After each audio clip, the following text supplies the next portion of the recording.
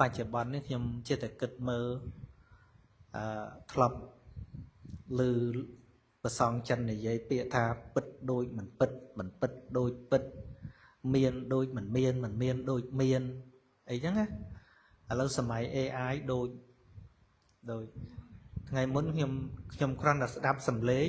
ខ្ញុំអត់ដឹងស្មានតែសំឡេងខ្ញុំគេយកសំឡេងខ្ញុំយកទៅកាត់ប៉ុន្តែដាក់ឲ្យនិយាយរឿងផ្សេង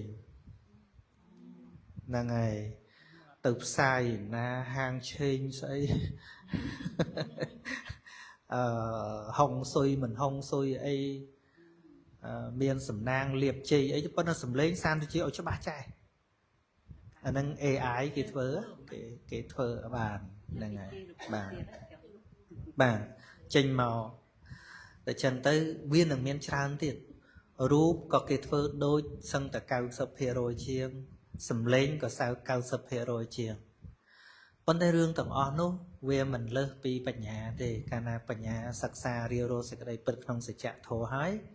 រឿងបំផន់ទាំងអស់នោះក៏យើងអត់ផ្អើលតាមអីដែរពឹងគ្រាន់ថាបុគ្គលដែលអាចមានសភាពនឹងថឹងមិនខ្លងទៅតាមអារម្មណ៍នឹងវាតិចមែនទេជាងកាលឧទាហរណ៍ថាគេលើករឿងអីមកនិយាយទម្រាំតែដឹងការពិតហ្នឹងវាទៅអស់មកព្រូបាទ